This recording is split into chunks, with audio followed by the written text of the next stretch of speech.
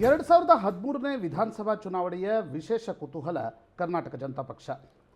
ಪ್ರಾಯಶಃ ಕೆಜೆಪಿಯ ಅಸ್ತಿತ್ವದ ಕಾರಣದಿಂದಲೇ ಏನೋ ರಾಜ್ಯ ರಾಜಕಾರಣದಲ್ಲಿ ಭಾರೀ ಬದಲಾವಣೆಗಳನ್ನು ನಿರೀಕ್ಷಿಸಲಾಗ್ತಾ ಇದೆ.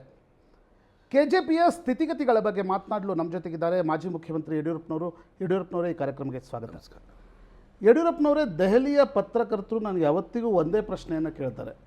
ಈ ವಿಧಾನಸಭಾ ಚುನಾವಣೆಯಲ್ಲಿ ಯಡಿಯೂರಪ್ಪನವರ ಭವಿಷ್ಯ ಏನಾಗುತ್ತೆ, ಕೆಜೆಪಿಯ ಸ್ಥಿತಿ ಏನಾಗುತ್ತೆ ಅಂತಕ್ಕಂಥದ್ದು. ಜನ ತೀರ್ಮಾನ ಮಾಡಿದ್ದಾರೆ ಕೆಜೆಪಿನ ಅಧಿಕಾರಕ್ಕೆ ತರಬೇಕು ಅಂತ.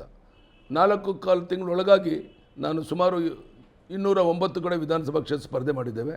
ಹೊಸ ಮುಖ, ಹೊಸ ಚಿಹ್ನೆ, ಹೊಸ ಪಕ್ಷ. ಜನ ತುಂಬ ಅಪೇಕ್ಷೆ ಪಡ್ತಾ ಇದ್ದಾರೆ, ಬೆಂಬಲ ಕೊಡ್ತಾ ಇದ್ದಾರೆ. ದೊಡ್ಡ ಪ್ರಮಾಣದಲ್ಲಿ ಯುವಕರು, ಮುಸ್ಲಿಮರು, ಮಹಿಳೆಯರು ಸೇರ್ತಾ ಇದ್ದಾರೆ. ನನ್ನನ್ನು ಇನ್ನೇನೂ ಕೇಳ್ತಿಲ್ಲ, ದುಡ್ಡು ಕಾಸು ಕೇಳ್ತಿಲ್ಲ, ನೀವು ಬನ್ನಿ ಸಭೆ ಮಾಡಿ ಅಂತ. ದಿನಕ್ಕೆ 8-9 ಸಭೆ ಮಾಡ್ತಾ ಇದ್ದೇನೆ. ದೇವದುರ್ಲಭವಾದಂಥ ಸ್ವಾಗತ ಸಿಗ್ತಾ ಇದೆ.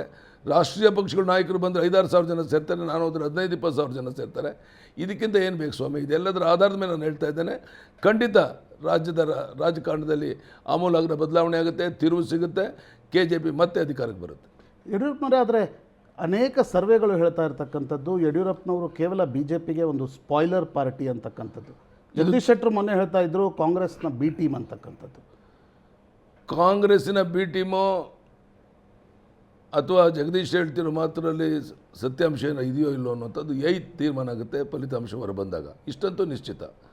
ಈಗಾಗಲೇ ಯಡಿಯೂರಪ್ಪ ಇಲ್ಲದಂಥ BJP ಮುಳುಗ್ತಾ ಇರುವಂಥ ಹಡಗು. ನನಗೆ ಫೈಟ್ ಇರುವಂಥದ್ದು ನನಗೂ ಕಾಂಗ್ರೆಸ್ಗೆ.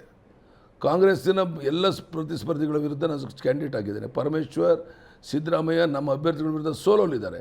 ಇಷ್ಟಾದರೂ ನಾವು ಕಾಂಗ್ರೆಸ್ ಜೊತೆ ಹೊಂದಾಣಿಕೆ, ಮತ್ತೊಂದು ಮಾತು ಹೇಳುವಂಥದ್ದು ಇದು ಅರ್ಥಗರ ಏನವಾದಂಥದ್ದು, ಕೇವಲ ಗೊಂದಲ ಉಂಟು. ಯಡಿಯೂರಪ್ಪನವರು ಇಷ್ಟಾದರೂ ಒಪ್ತೀರಾ?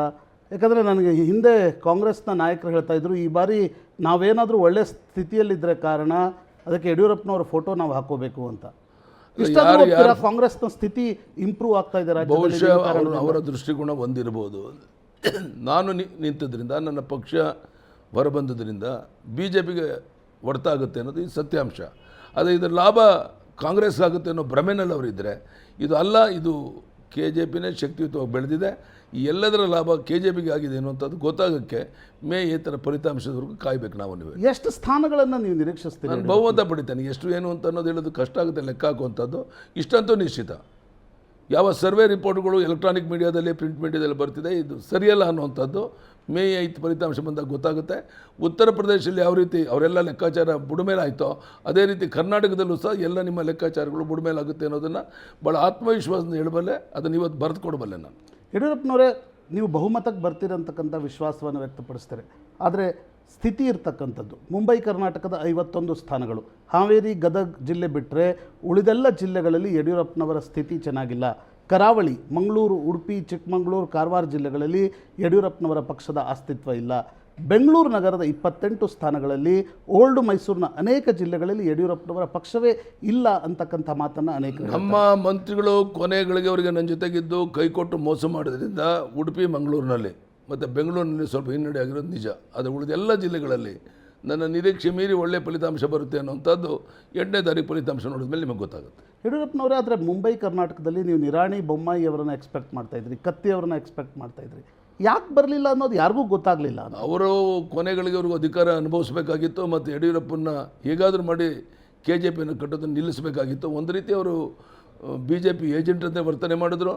ನನ್ನನ್ನು ಮುಗಿಸಿ ಅವರು ಮತ್ತೆ ಸ್ಥಾನಮಾನ ಗಳಿಸಬೇಕು ಅಂತ ಅಪೇಕ್ಷೆ ಪಟ್ಟರು. ಇವತ್ತು ನಾನು ಮೊನ್ನೆ ತಾನೇ ಬೊಮ್ಮಾಯಿ ಅವರ ಕ್ಷೇತ್ರಕ್ಕೆ ಹೋಗಿದ್ದೆ. 35-40 ಸಾವಿರ ಜನ ಸೇರಿದ್ದರು. ನಾಳೆ ಬರೋ ಫಲಿತಾಂಶ ಬಂದಾಗ ಅವ್ರ ಅಡ್ರೆಸ್ ಇರೋದಿಲ್ಲ. ಹೀಗೆ ಯಾರ್ಯಾರು ನನ್ನ ವಿರುದ್ಧ ಕೆಲಸ ಮಾಡಿದ್ರು ಅವ್ರದ್ದೇ ಅಂಥ ಸ್ವಾರ್ಥಕ್ಕೋಸ್ಕರ ಅವರೆಲ್ಲರಿಗೂ ಜನಾರ್ದನ ಪಾಠ ಕಲಿಸ್ತಾನೆ ಚುನಾವಣೆಯಲ್ಲಿ ಅಂತ ವಿಶ್ವಾಸ ನನಗೆ. ಯಡಿಯೂರಪ್ಪನವರೇ, ನನಗೆ ಯಾವತ್ತಿಗೂ ಒಂದು ಪ್ರಶ್ನೆ ಉದ್ಭವ ಆಗುತ್ತೆ. ಅನಂತಕುಮಾರನ್ನ ಪಕ್ಷಕ್ಕೆ ಕರ್ಕೊಂಡು ಬಂದ್ರಿ, ಅನಂತಕುಮಾರ್ ಜೊತೆ ಇಡೀ ರಾಜ್ಯದಂತ ಓಡಾಡಿದ್ರಿ, ಅನಂತಕುಮಾರ್ ನಿಮ್ಮ ಜೊತೆಗಿಲ್ಲ. ನಂತರ ನೀವೇ ಮುಂದೆ ನಿಂತು ಸದಾನಂದ ಗೌಡರನ್ನ ಮುಖ್ಯಮಂತ್ರಿ ಮಾಡಿದ್ರಿ, ಸದಾನಂದ ಗೌಡರು ನಿಮ್ಮ ಜೊತೆಗಿಲ್ಲ. ನಂತರ ಬೊಮ್ಮಾಯಿ ಯಾವುದೋ ಪಕ್ಷದಲ್ಲಿದ್ದರೂ ಕರ್ಕೊಂಡು ಬಂದು ಮಂತ್ರಿ ಮಾಡಿದ್ರಿ, ನಿರಾಣಿ ಮಂತ್ರಿಯೇ ಆಗ್ತಿರಲಿಲ್ಲ ಅಂಥವ್ರನ್ನ ಕರ್ಕೊಂಡು ಬಂದು ಇಂಡಸ್ಟ್ರಿ ಮಿನಿಸ್ಟರ್ಸ್ ಮಾಡಿದ್ರಿ. ಇವತ್ತು ಅವರು ನಿಮ್ಮ ಜೊತೆಗಿಲ್ಲ. ಯಾಕೆ ಕರ್ಕೊಂಡು ಬಂದವರೆಲ್ಲರೂ ನಿಮ್ಮಿಂದ ದೂರ ಆಗ್ತಾ ಇದ್ದಾರೆ? ನೀವು ಹೇಳಿದ ಮಾತು 100% ಸತ್ಯ. ಅವ್ರು ಯಾರು ನನ್ನ ಜೊತೆಗಿಲ್ಲ. ಅವರು ನನ್ನ ಕೈ ಕೊಟ್ಟರು. ಬೆನ್ನಿಗೆ ಚೂರಿ ಹಾಕಿದ್ರು. ಆದರೆ ಇದೆಲ್ಲವನ್ನು ನೋಡ್ತಾ ಇರೋಂಥ ಜನತಾ ಜನಾರ್ದನ ನನ್ನ ಜೊತೆಗಿದ್ದಾನೆ. ಇದೆಲ್ಲಕ್ಕಿಂತ ಮುಖ್ಯ ಮತದಾರರು ಮುಖ್ಯ, ಅವ್ರು ನನ್ನ ಜೊತೆಗಿದ್ದಾರೆ.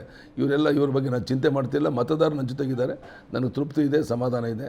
ಡಿಸೆಂಬರ್ 9ರಂದು ಹಾವೇರಿಯಲ್ಲಿ ಸಮಾವೇಶ ನಡೆಸುವಾಗ ಅಲ್ಲಿ ಸಜ್ಜನರ ಮನೆಯಲ್ಲಿ ಚಹಾ ಕೂಟ ಮಾಡಿದ್ರಿ. ಆಗ ಬೊಮ್ಮಾಯಿ, ನಿರಾಣಿ, ಕತ್ತಿ, ಸೋಮಣ್ಣ ಏನು ನಿಮಗೆ ಭರವಸೆಯನ್ನು ನೀಡಿದ್ರು? ಏನು ಹೇಳಿದ್ರು? ನಿಮ್ಮ ಅವರ ನಡುವೆ ಏನು ಮಾತುಕತೆ 100 ಬಾರಿ ಎಲ್ಲ MLAಗಳ ಜೊತೆ ಅವರು ಭರವಸೆ ಕೊಟ್ಟಂಥದ್ದು. ಯಾವ ಕಾರಣಕ್ಕೂ BJP ಉಳಿಬಾರ್ದು, ನಾವು ಪ್ರತ್ಯೇಕವಾದ ಪಕ್ಷ ಕಟ್ಟಬೇಕು, ನೀವು ಹಾವೇರಿಯಲ್ಲಿ ಸಮಾವೇಶ ಮಾಡಿ, ಅದಾದ 15 ದಿವಸದಲ್ಲಿ ನಾವು ನಿಮ್ಮ ಜೊತೆಗೆ ಸೇರ್ತೇವೆ, ನಾವು ರಾಜೀನಾಮೆ ಕೊಟ್ಟು ಬರ್ತೇವೆ ಅಂತ ಹೇಳಿ ಮುಂದೆ ಹಾಕ್ಕೊಳ್ತಾ ಬಂದರು. ಅವ್ರ ಮನಸ್ಸಿನಲ್ಲಿ ನನ್ನನ್ನು ಮುಂದೂಡಬೇಕು, ಅವರು ಅದೇ ಪಕ್ಷದಲ್ಲಿದ್ದು ಅಧಿಕಾರವನ್ನು ಎಂಜಾಯ್ ಮಾಡಬೇಕು ಅಂತಿತ್ತು ಅಂತ ಕಾಣುತ್ತೆ. ಅದು ಈಗ ಸ್ಪಷ್ಟ ಆಗಿದೆ.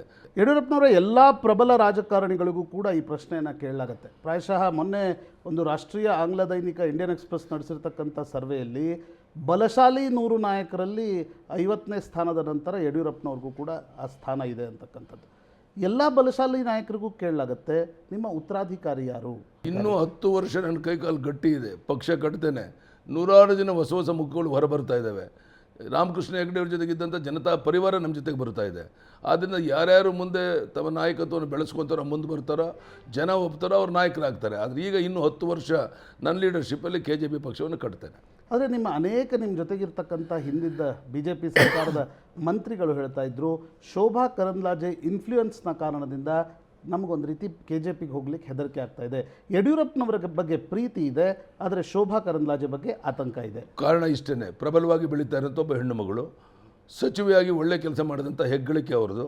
ಯಾರೊಬ್ಬರು ಬೆಟ್ ಮಾಡೋಕ್ಕೆ ತೋರಿಸಿದ ರೀತಿಯಲ್ಲಿ ಯಾವುದೇ ಇಲಾಖೆ ಕೊಟ್ಟರು ರಾಷ್ಟ್ರ ಮಟ್ಟದಲ್ಲಿ ಪ್ರಧಾನಿಯಿಂದ ಒಂದು ಹೆಗ್ಗಳಿಕೆಗೆ ಪಾತ್ರರಾದಂಥವರು, ಪವರ್ ಸೆಕ್ಟರಲ್ಲಿ ಒಂದು ಕ್ರಾಂತಿ ಮಾಡಿದಂಥವರು, ಗ್ರಾಮೀಣ ಅಭಿವೃದ್ಧಿನಲ್ಲಿ ರಾಜ್ಯಕ್ಕೆ ಒಳ್ಳೆಯ ಹೆಸರು ತಂದವರು.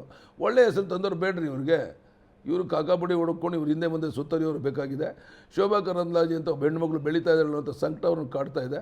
ಅದಕ್ಕಾಗಿ ಈ ರೀತಿಯ ಮಾತುಗಳನ್ನ ಆಡ್ತಾರೆ ಹೊರತು ಇದೆಲ್ಲ ಬೇಜವಾಬ್ದಾರಿ ಮಾತು, ಇದಕ್ಕೆ ಆಧಾರರಹಿತವಾದಂಥ ಮಾತು. ಮತ್ತೆ BJP ಕರೆದ್ರೆ ಹೋಗ್ತೀರಾ? ನಾನು ಅಪೋಸಿಷನ್ ಪಾರ್ಟಿನಲ್ಲಿ ಕುಂತ್ಕೊಳ್ಳೋಕೆ ಸಿದ್ಧ ಆಗ್ತೇನೆ ಹೊರತು BJP ಕಡೆ ತಿರುಗಿ ನೋಡುವಂಥ ಅಕ್ಷಮ್ಯ ಅಪರಾಧವನ್ನು ಈ ಜೀವನದಲ್ಲಿ ಮಾಡಲ್ಲ ಅನ್ನೋದನ್ನು ಈ ನಾಡಿನ 6.5 ಕೋಟಿ ಜನರಿಗೆ ಭರವಸೆಯನ್ನು ಕೊಡ್ತೇನೆ. ಯಡಿಯೂರಪ್ಪನವರೇ, ಆದರೆ ಅಡ್ವಾಣಿ, ಸುಷ್ಮಾ ಸ್ವರಾಜ್, ಅನಂತಕುಮಾರ್ ನಿಮ್ಮ ವಿರುದ್ಧ ತೀವ್ರ ವಾಗ್ದಾಳಿಯನ್ನು ನಡೆಸಿದರು. ಇಷ್ಟಕ್ಕೂ ಕೂಡ ಮೊನ್ನೆ ರಾಜ್ಯಾಧ್ಯಕ್ಷರಾಗಿರ್ತಕ್ಕಂಥ ಪ್ರಹ್ಲಾದ್ ಜೋಶಿ ಕೂಡ ನಿಮ್ಮ ಬಗ್ಗೆ ಸಾಕಷ್ಟು ಮಾತನಾಡಿದರು. ಆದರೆ ನರೇಂದ್ರ ಮೋದಿ ನಿಮ್ಮ ಬಗ್ಗೆ ಏನೂ ಒಂದು ಚಕಾರ ಎತ್ತಿಲ್ಲ. BJPಯ ರಾಷ್ಟ್ರೀಯ ಅಧ್ಯಕ್ಷ ರಾಜನಾಥ್ ಸಿಂಗ್ ನನ್ನ ಒಳ್ಳೆಯ ಮಿತ್ರ ಯಡಿಯೂರಪ್ಪ ಅಂತ ಹೇಳ್ತಾರೆ. ಅರುಣ್ ಜೇಟ್ಲಿ ಎಲ್ಲೋ ಒಂದು ಕಡೆ ಕೆಲ ಹೇಳಿಕೆಗಳನ್ನು ನೀಡಿದ್ದು ಬಿಟ್ಟರೆ ಒಳಗಿಂದೊಳಗಡೆ ಹೇಳ್ತಿರ್ತಕ್ಕಂಥದ್ದು ಯಡಿಯೂರಪ್ಪನವರು ಒಳ್ಳೆಯ ನಾಯಕರು ಅಂತ. ರಾಜ್ಯದ 6.5 ಕೋಟಿ ಜನರಿಗೆ ಸ್ಪಷ್ಟ ಮಾಡ್ತೇನೆ, ವಾಪಸ್ BJPಗೆ ಹೋಗೋ ಪ್ರಶ್ನೆ ಇಲ್ಲ. ಮೊದಲಿಂದ ನನ್ನ ಒಳ್ಳೆಯ ಸಂಬಂಧ ಇರುವಂಥ ರಾಜನಾಥ್ ಸಿಂಗ್ ಇರ್ಬೋದು, ನರೇಂದ್ರ ಮೋದಿ ಇರ್ಬೋದು, ಅಥವಾ ಅರುಣ್ ಜೇಟ್ಲಿ ಇರ್ಬೋದು, ನನ್ನ ಬಗ್ಗೆ ಒಳ್ಳೆ ಮಾತನಾಡಿದ್ರೆ ನಾನು ಅದಕ್ಕೆ ಋಣಿಯಾಗಿದ್ದೇನೆ. ನಾನು ಅವರಿಗೆ ಅಭಿನಂದನೆಯನ್ನು ಸಲ್ಲಿಸ್ತೇನೆ.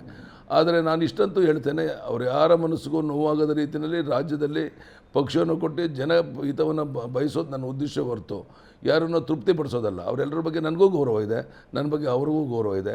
ಇನ್ನು ಕೆಲವರ ಬಗ್ಗೆ ನನ್ನ ಬಗ್ಗೆ ಅಲರ್ಜಿ ಇದೆ, ಅವರು ಅದನ್ನೇ ಮುಂದುವರಿಸಿದ್ದಾರೆ. ಮುಂದುವರಿಸ್ಕೊಂಡು ಹೋಗಲಿ, ಅವರು ದೇವರು ಒಳ್ಳೇದು ಮಾಡಲಿ. ಯಡಿಯೂರಪ್ಪನವರು ಇನ್ನೊಂದಿಷ್ಟು ನಿಮ್ಮ ಜೊತೆ ಮಾತನಾಡ್ತೀನಿ. ಈಗ ತೆಗೆದುಕೊಳ್ಳೋಣ ಒಂದು ಸಣ್ಣ ಬ್ರೇಕ್.